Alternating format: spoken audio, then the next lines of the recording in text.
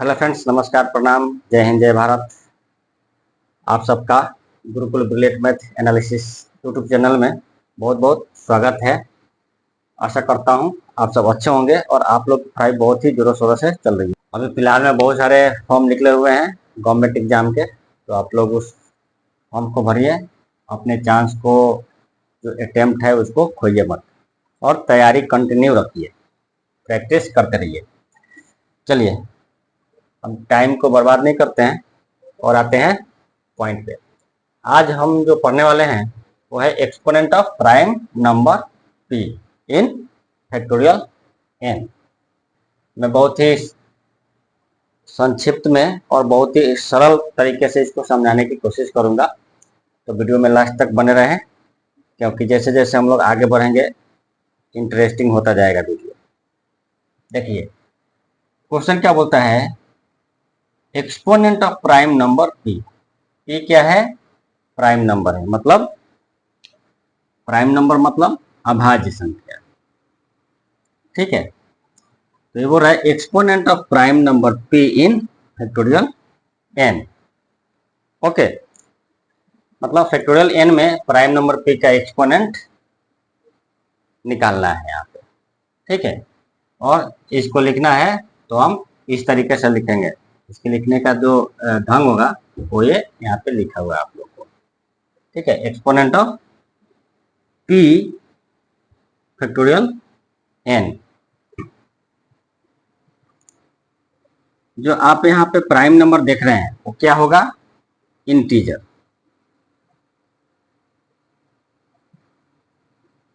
ये सब क्या होंगे? All are integer. ओके, जितने भी अभाज्य संख्या होगी वो सब इंटीजर हो सकते हैं। अब देखिए, होल नंबर नहीं बोलेंगे, क्यों? क्योंकि होल नंबर बोलेंगे तो होल नंबर में आपका जीरो भी इंक्लूड हो जाता है। चलिए अब आगे बढ़ते हैं। देखिए, एक्सपोनेंट ऑफ प्राइम नंबर जो है, एक्सपोनेंट ऑफ प्राइम नंबर, जब हम इसका फॉर्मूला डिराइव करते हैं तो एक थ्योरी आती है, उसको बोलते हैं लीजेंडर्स फार्मूला। ठीक है, ये लीजेंडर फार्मूला जो है अपने को पढ़ना है, तो लीजेंडर फार्मूला के हेल्प से इस exponent of prime number p in factorial n को डिराइव हम कर सकते हैं, इन्वॉल्विंग ग्रेटेस्ट इंटीजर या इंटीग्रल पार्ट ऑफ x बोलिए, या उसको फ्लोर फंक्शन बोल सकते हैं। ठीक है, हमने इसके पहले वीडियो में ग्रेटेस्ट इंटीजर पढ़ लिया है, इसलिए मैं पहले ग्रेटेस्ट इंटीजर को पढ़ाया, उसके बाद मैं ये एक्सपोनेंट ऑफ प्राइम नंबर आप लोग को पढ़ा रहा हूँ।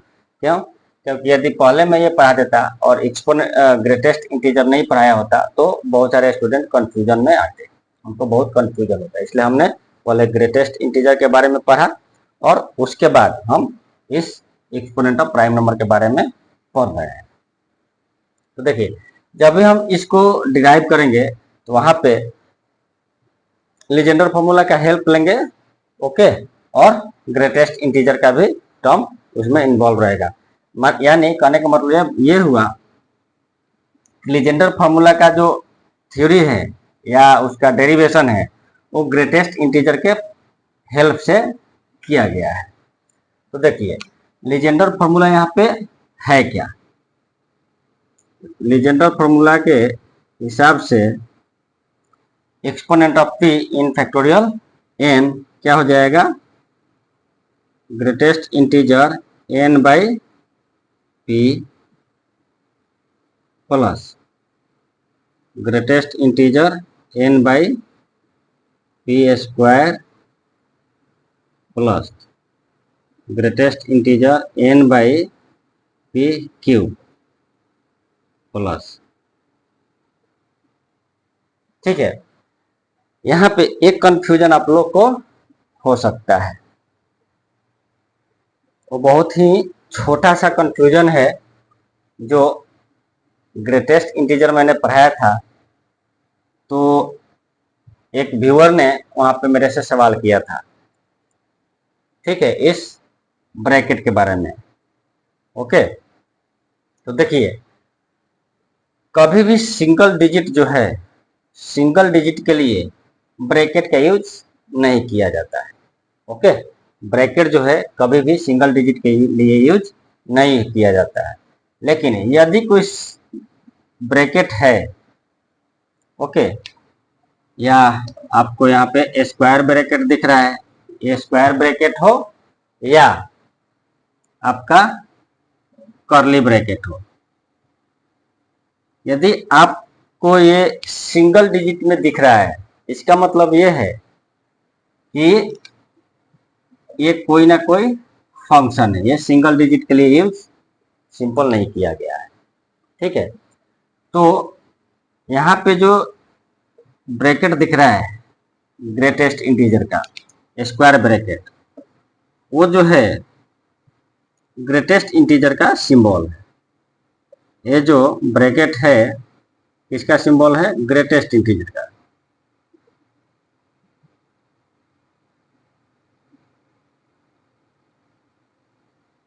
ओके, ग्रेटेस्ट इंटीजर फंक्शन का ये सिंबल है। इस सिंबल को हमने पढ़ा होगा, ये भी लिखा जाता है। इस तरह का सिंबल भी ग्रेटेस्ट इंटीजर के लिए यूज किया जाता है। इसको बोलते हैं फ्लोर फंक्शन, ग्रेटेस्ट इंटीजर या फ्लोर फंक्शन।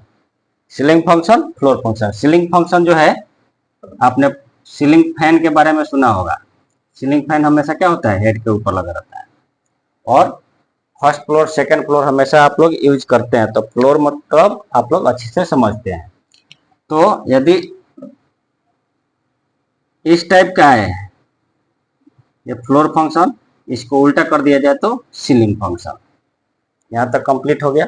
चलिए, तो ये यहाँ पे एक चीज याद रखनी है कि कभी भी ब्रैकेट सिंगल डिजिट के लिए यूज नहीं किया था। यदि ब्रैकेट सिंगल डिजिट के लिए यूज किया गया है तो कोई ना कोई फंक्शन होगा।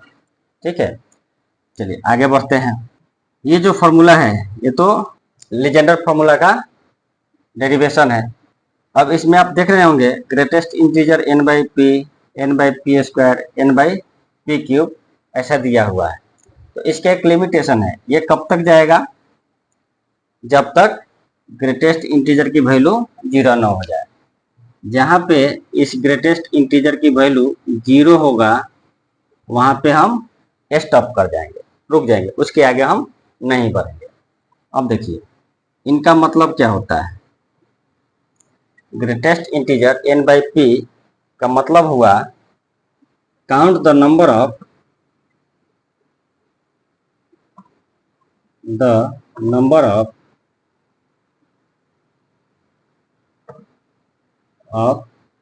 मल्टीप्लाइज। ठीक है,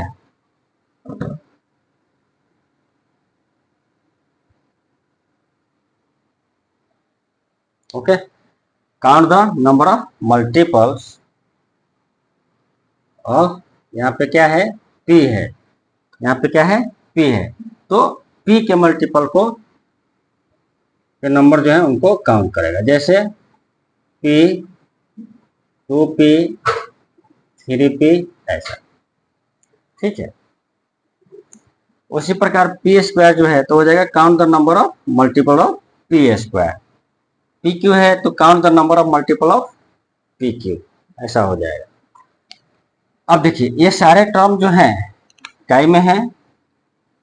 एडिशन में है।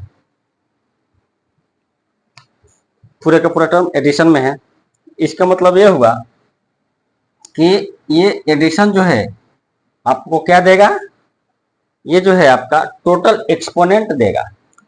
जब इन सबको जोड़ेंगे तो आपको इसका टोटल एक्सपोनेंट मालूम चलेगा, या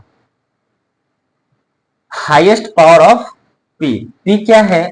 पी जो है आपका प्राइम नंबर तो है, उसके साथ ही इसको क्या बोलेंगे? ये बेस होगा। पी जो है प्राइम नंबर तो होगा बट ये क्या होगा? बेस होगा। जब हम सब इसको जोड़ेंगे तो इसको जोड़ने के बाद आपको एक्सपोनेंट मिलेगा, तो वो एक्सपोनेंट बताएगा कि पी जो है इसमें कितनी बार शामिल है। ओके, तो इसका मतलब हुआ sum of all terms give the sum of all term give the total exponent या highest power of p in prime factorization of factorial n। Okay, इसका मतलब ये हुआ कि जो टोटल नंबर आएगा वो ये बताएगा कि p उसमें कितनी बार अपीयर हुआ, इसमें फैक्टोरियल n में। जो फैक्टोरियल n है उस फैक्टोरियल n के प्राइम फैक्टराइजेशन में p कितनी बार शामिल हुआ। चलिए आगे बढ़ते हैं। इसका मतलब यह हुआ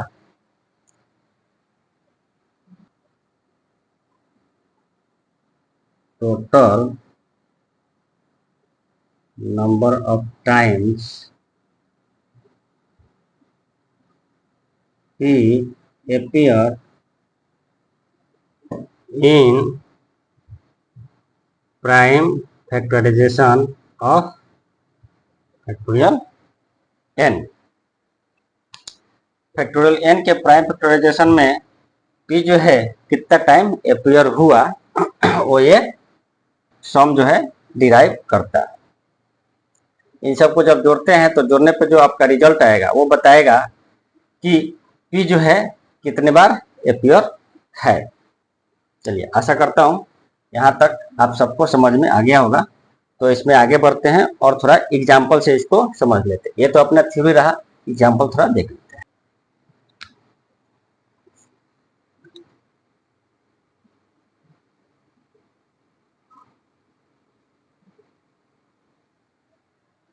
देखिए, exponent of prime number 2 in factorial 6। 2 क्या है? एक प्राइम नंबर है।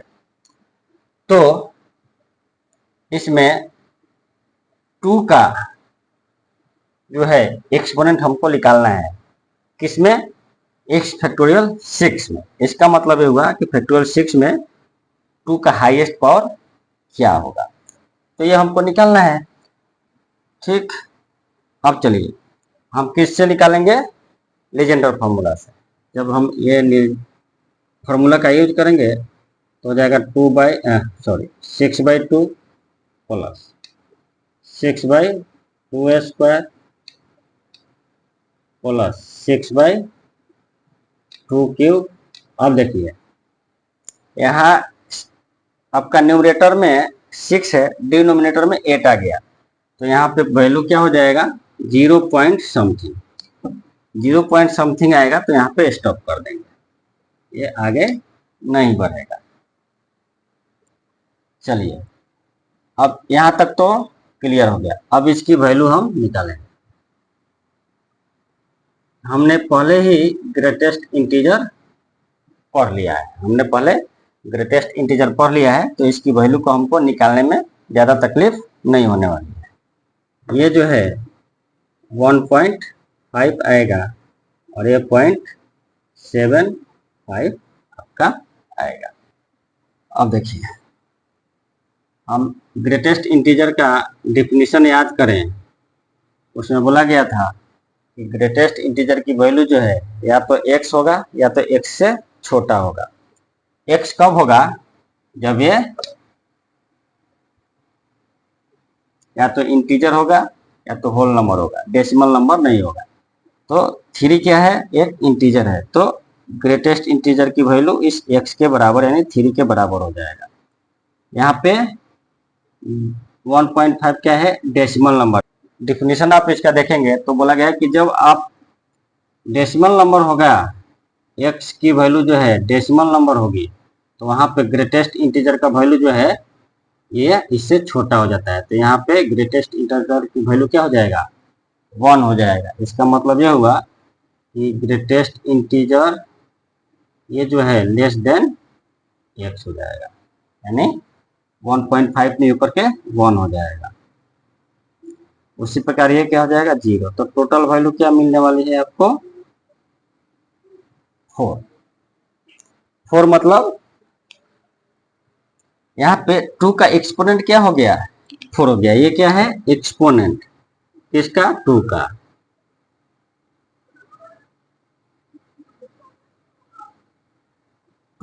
एक्सपोनेंट हो गया। चलिए तो हमको एक्सपोनेंट निकाल लिए। ठीक है। यदि हम इसको लिखें कि हाईएस्ट पावर ऑफ 2, तो क्या हो जाएगा,